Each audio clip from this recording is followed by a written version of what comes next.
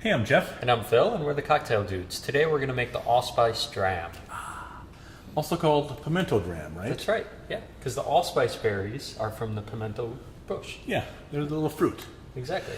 And this is something you almost exclusively see in tiki drinks, right? Yep. It's not like you want to cuddle by the fire and have a glass of Allspice Dram, although it's delightful. Right. But it's a little perfumey to have on its own, right? Because allspice is the main ingredient. So we have that in there. But the other spices are added just to complement that and to give a nice backbone to the allspice. Exactly. Right? Two of the main brands are the St. Elizabeth's, which is our favorite, Right. or this Bitter Truth one. And the St. Elizabeth's we like, and that's what we typically use. It's a little clove heavy for us. Right. So we cut back a little bit on the clove as we're like trying to reconstruct it, to make Exactly. make our own. Yep. The Bitter Truth one we enjoy, but it's a little tastes like port to us a little bit. So we don't grab that for our first choice.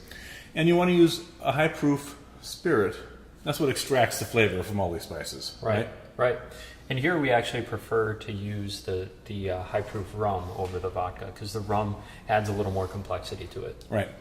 Either will work, but if you're doing just one, we choose the rum. Right? Yep.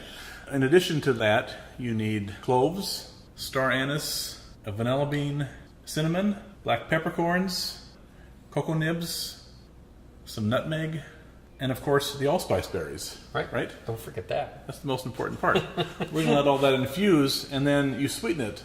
And we're using some demerara sugar, it's turbinado sugar, sugar in the raw, which is not quite totally processed. So there's still a little molasses flavor in there, which adds to the richness, right? Right.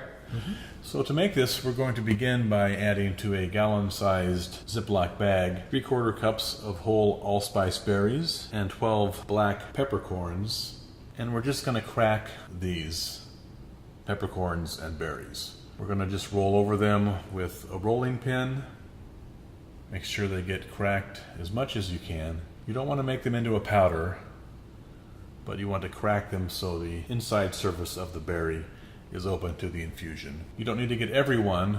We'll just hammer the ones that escaped the attention of the rolling pin. And then to a clean 1 liter glass jar, we're going to add the allspice berries and peppercorns, 15 cloves, a 1-inch piece of cinnamon stick, 1 tablespoon of cocoa nibs, a small star anise, half of a cracked nutmeg. And to crack that, we'll just put it also in a small baggie and give it 1 firm hit with the hammer, and then just divide that into half.